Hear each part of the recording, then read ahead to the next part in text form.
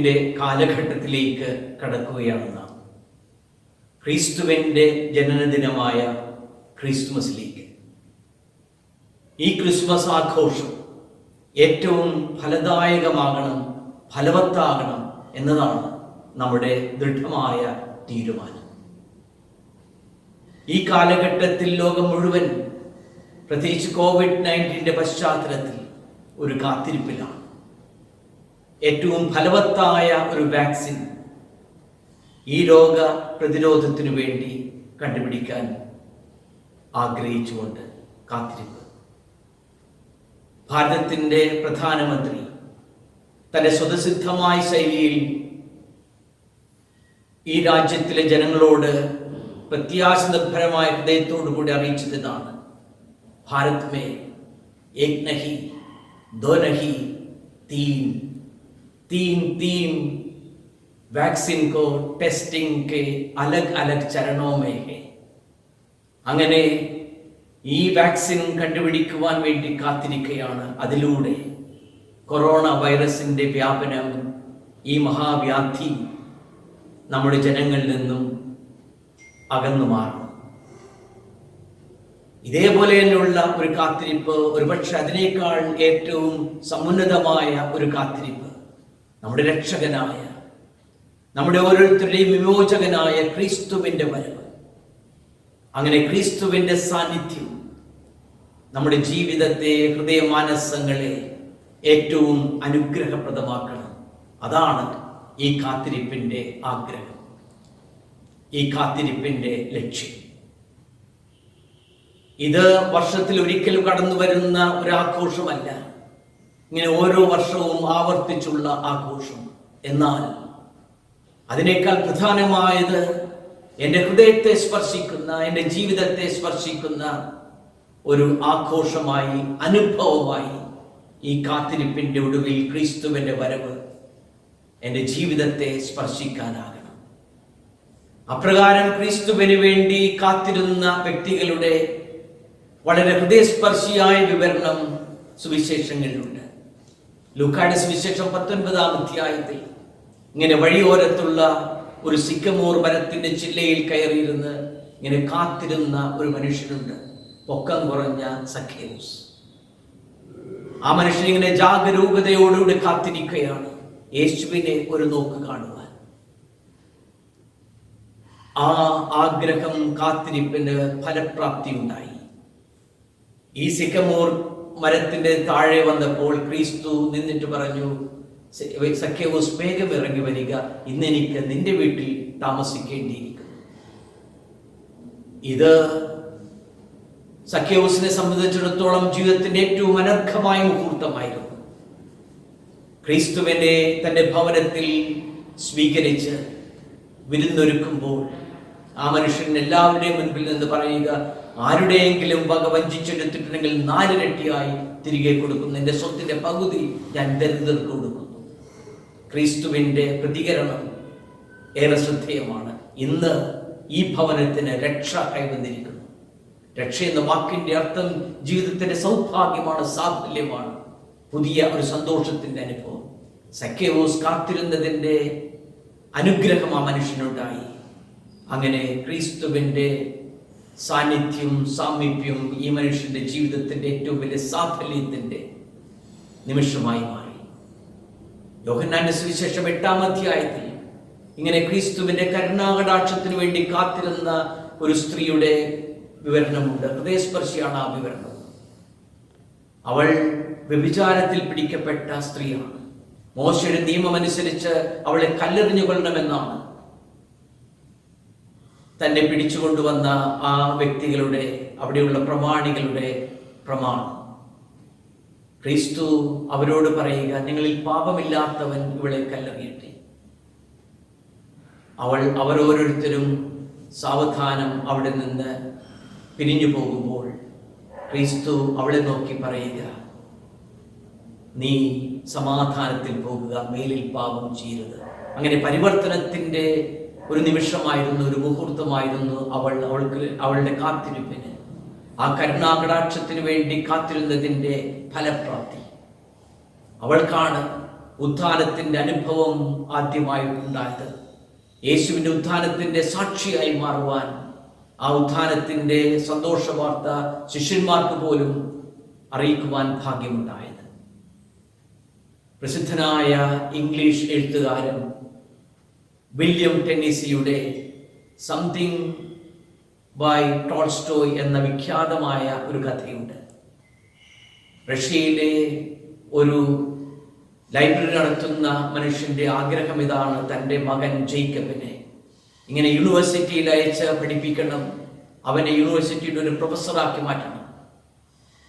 മകൻ ജേക്കബിനെ യൂണിവേഴ്സിറ്റി കോളേജിൽ ചേർത്തിട്ടും ഈ പിതാവ് ആഗ്രഹിക്കുന്നത് പോലെ പഠിച്ചു വരുന്നില്ല അവൻ. പ്രത്യുത അവിടെ വെച്ച് കണ്ടെത്തിയ ഫ്രഞ്ചുകാരിയായ ലൈല എന്ന ഒരു പെൺകുട്ടിയുമായി അവൻ പ്രണയത്തിലായി. പിന്നീട് അവൻ്റെ ശ്രദ്ധയും കരുതലുമെല്ലാം ഈ പെൺകുട്ടിയെ സന്തോഷിപ്പിക്കുന്നതിലാണ്. അവൾ ഗായികയാണ്. അവളുടെ പാട്ട് കേൾക്കുമ്പോൾ ഇവൻ്റെ ഹൃദയം ഇങ്ങനെ തുടിക്കും, സ്പന്ദിക്കും. അവസാനം പിതാവ് ലൈലയുമായിട്ടുള്ള ആ വിവാഹം സമ്മതിച്ചു കൊടുക്കുകയാണ്. അങ്ങനെ അവസാനം ലൈലയുമായുള്ള ആ വിവാഹത്തിന് ശേഷം ഈ ലൈബ്രറിയുടെ തന്നെ, ഈ ഗ്രന്ഥശാലയുടെ തന്നെ മുകളിലുള്ള ഒരു ഫ്ലാറ്റ് ഇവർക്ക് താമസിക്കാനായി പിതാവ് തന്നെ ഒരുക്കി കൊടുക്കുന്നു. ലൈലയുടെ ഹോബിയും താല്പര്യവുമെല്ലാം ജേക്കബിൽ നിന്നും വ്യത്യസ്തമാണ്. ജേക്കബിന്റെ ആഗ്രഹം എപ്പോഴും ഈ ലൈബ്രറിയിലെ പുസ്തകങ്ങൾ ഇങ്ങനെ ഒന്ന് കഴിഞ്ഞാൽ മറ്റൊന്ന് എന്നിടത്തോളം എന്ന വിധത്തിൽ ഇവങ്ങനെ വായിച്ചിരിക്കണം. എന്നാൽ ലൈലയ്ക്ക് അവളുടെ ജീവിതം എപ്പോഴും സംഗീതമയമാണ്. ഇങ്ങനെ ഗാനങ്ങൾ ആലപിക്കണം, അടിച്ചു പൊളിച്ചുള്ള ആഹ്ലാദത്തോടുകൂടി, ആർഭാടത്തോടുകൂടി, ആഘോഷത്തോടുകൂടിയുള്ള ജീവിതം. അവൾ അങ്ങനെ പാട്ടുപാടി നടക്കുമ്പോഴാണ് ഫ്രാൻസിൽ നിന്നുള്ള ഒരു വലിയ ബിസിനസ്സുകാരനെ പരിചയപ്പെടുന്നത്. അയാൾ ഇവളോട് പറഞ്ഞു: നീ ഫ്രാൻസിലേക്ക് വന്നാൽ അവിടെ ഒത്തിരി നിനക്ക് പ്രസിദ്ധിയായി മാറാൻ സാധിക്കും, അവിടെ നിനക്ക് പല വിധത്തിലുള്ള സൗകര്യങ്ങൾ ഉണ്ടാക്കാം, നീ അങ്ങനെ ഒത്തിരി പണം സമ്പാദിക്കാം, ധനാഠ്യായ ഒരു വ്യക്തിയായി മാറും. അങ്ങനെ പ്രലോഭിപ്പിച്ച് ലൈല അവസാനം ഈ മനുഷ്യനുമായി ഒരുമിച്ച് ഫ്രാൻസിലേക്ക് പോകാൻ തീരുമാനിക്കുമ്പോൾ ഈ വാർത്ത ജേക്കബ് അറിയുമ്പോൾ ആ മനുഷ്യൻ അക്ഷരാർത്ഥത്തിൽ തകർന്നുപോയി. കാരണം ജേക്കബിന്റെ ഹൃദയത്തിൽ അഗാധമായ പ്രണയം, സ്നേഹം ലൈലയോട് മാത്രമേ ഉള്ളൂ. അവസാനം മനസ്സില്ലാ മനസ്സോടെ ലൈലയെ യാത്രയക്കുകയാണ്. അങ്ങനെ ലൈല പോകുന്നതിന് മുൻപ് ജേക്കബ് ആ ഗ്രന്ഥശാലയുടെ താക്കോൽ ലൈലയ്ക്ക് കൊടുത്തിട്ട് പറഞ്ഞു: നീ എപ്പോൾ വന്നാലും ഈ ഗ്രന്ഥശാലയും നമ്മുടെ ഈ പാർപ്പിടവും ഒക്കെ നിൻ്റേത് തന്നെയാണ്. കാരണം എൻ്റെ ഹൃദയത്തിൽ എന്നും നിനക്ക് സ്ഥാനമുണ്ട്. അങ്ങനെ ലൈലയെ യാത്ര അയച്ചു. വർഷങ്ങൾ പലത് കടന്നുപോയി. ജേക്കബിൻ്റെ ജീവിതം എപ്പോഴും പുതിയ പുസ്തകങ്ങൾ കണ്ടെത്തുന്നതിലും അത് വായിക്കുന്നതിലും മാത്രം. അങ്ങനെ ഈ മനുഷ്യൻ ദിനരാത്രങ്ങൾ, മാസങ്ങൾ പലത് അപ്രകാരം പുസ്തകങ്ങൾ വായിക്കുന്നതിൽ ചിലവഴിച്ചു. വർഷങ്ങൾക്ക് ശേഷം, ഏകദേശം 15 വർഷങ്ങൾക്ക് ശേഷം, ഒരു ക്രിസ്മസോടനുബന്ധിച്ച് ലൈല തിരികെ ഇവനെ അന്വേഷിച്ചെത്തുകയാണ്. അങ്ങനെ ആ ഗ്രന്ഥശാലയിൽ, പിതാവ് ഇവനെ ഏൽപ്പിച്ച ആ ഗ്രന്ഥശാലയിൽ അവൻ പുസ്തകങ്ങളുടെ ഇടയിൽ ഇരുന്ന് വായിച്ചു കൊണ്ടിരിക്കുമ്പോൾ ലൈല കടന്നു വരുന്നു. പക്ഷേ എന്തുകൊണ്ടോ ജേക്കബിന് ലൈലയെ തിരിച്ചറിയാനായില്ല. അയാൾ വിചാരിച്ചു പുസ്തകശാലയിൽ വന്നിരിക്കുന്ന ഏതെങ്കിലും പുസ്തകം വായിക്കാൻ വന്നിരിക്കുന്ന വ്യക്തിയായിരിക്കുമെന്ന്. ചെന്ന് ചോദിച്ചു: ഏതെങ്കിലും പുസ്തകം വേണോ? അവൾക്കാകെ പ്രയാസമായി. തന്നെ തിരിച്ചറിയാത്ത ജേക്കബ്. ഈ 15 വർഷങ്ങൾ കൊണ്ട് തന്നെ ഈ ജേക്കബ് പൂർണ്ണമായി മാറിയിരിക്കുന്നു, വിസ്മൃതിയിലേക്ക് മാറിയിരിക്കുന്നു ലൈലയുടെ ജീവിതവും. അപ്പോൾ ഒരുപക്ഷെ ഓർക്കുമെന്നുള്ള പ്രതീക്ഷയോടുകൂടെ ലൈല ജേക്കബിനോട് പറഞ്ഞു: എനിക്കൊരു പുസ്തകം വേണം. ആ പുസ്തകം എഴുതിയത് ആരാണെന്നോ പുസ്തകത്തിൻ്റെ ടൈറ്റിലോ എനിക്ക് ഓർമ്മയില്ല, പക്ഷെ അതിൻ്റെ കഥാബിന്ദു എനിക്കറിയാം. കഥ ഇപ്രകാരമാണ്: ഒരു യുവാവ് യൂണിവേഴ്സിറ്റിയിൽ പഠിക്കുമ്പോൾ ഗായികയായ ഒരു പെൺകുട്ടിയുമായി പ്രണയത്തിലാകുന്നു. അവസാനം അവർ വിവാഹം കഴിച്ചു. അവർ ഒരുമിച്ച് ഒരു ഗ്രന്ഥശാലയുടെ മുകളിൽ താമസിക്കാൻ തുടങ്ങി. പക്ഷേ എന്തുകൊണ്ടോ ആ യുവാവിനെ വിട്ട് ഈ സ്ത്രീ നാട് വിട്ടു പോകുന്നു. ഈ ഒരു കഥയെ പറ്റിയുള്ള ഈ ഒരു കഥാതന്തുവുള്ള പുസ്തകം എനിക്ക് കിട്ടിയാൽ കൊള്ളാം. അങ്ങനെ ഈ കഥയെ വിവരിക്കുമ്പോഴെങ്കിലും ജേക്കബ് ലൈലയെ തിരിച്ചറിയുമെന്നുള്ള പ്രത്യാശ അവൾക്കുണ്ടായി. ജേക്കബ് ഇങ്ങനെ ആലോചിച്ച് പറഞ്ഞു, യെസ്, എനിക്കറിയാം ഒരു പുസ്തകം, സംതിങ് ബൈ ടോൾസ്റ്റോയ് എഴുതിയ ഏതോ ഒരു കഥയുണ്ട്.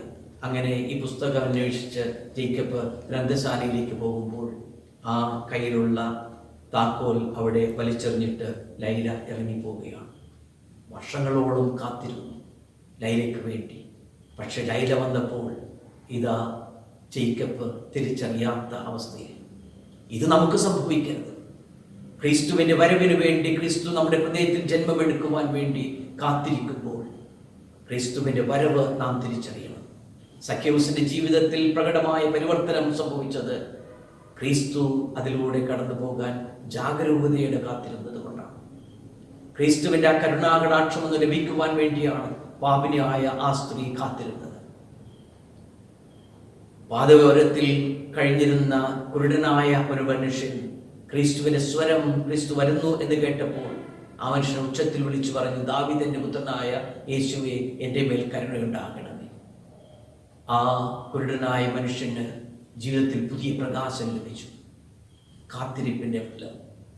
നമുക്കും ഈ ക്രിസ്മസ് കാലഘട്ടം കാത്തിരിപ്പാകുമ്പോൾ ആ കാത്തിരിപ്പ് ഫലദായകമാകാൻ, ഫലവത്തായി തീരാൻ സാധിക്കട്ടെ. ക്രിസ്തു എൻ്റെ ഹൃദയത്തിലേക്ക് കടന്നു വന്ന് ഓമനത്വം തുളുമ്പുന്ന ആ ദിവ്യ പൈതൽ എൻ്റെ ഹൃദയത്തിൽ വന്ന് പിറവിയെടുത്ത് എൻ്റെ ജീവിതം പരിവർത്തന വിധേയമാകട്ടെ. അപ്രകാരം ഫലദായകമായ ഒരു ക്രിസ്മസിലേക്ക് നമുക്ക് ഒരുങ്ങാം. സഖ്യയൂസിൻ്റെ പരിവർത്തനം പോലെ നമ്മുടെയും ജീവിതം പരിവർത്തന വിധേയമാക്കാം. അങ്ങനെ രക്ഷയുടെ സാഫല്യം നമുക്കും സ്വന്തമാക്കാം. അനുഗ്രഹദായകമായ ഒരു ആഗമനകാലം സ്നേഹമോടെ നിങ്ങൾക്ക് ഓരോരുത്തർക്കും നേരുന്നു. ദൈവം നമ്മെ സമൃദ്ധമായി അനുഗ്രഹിക്കട്ടെ.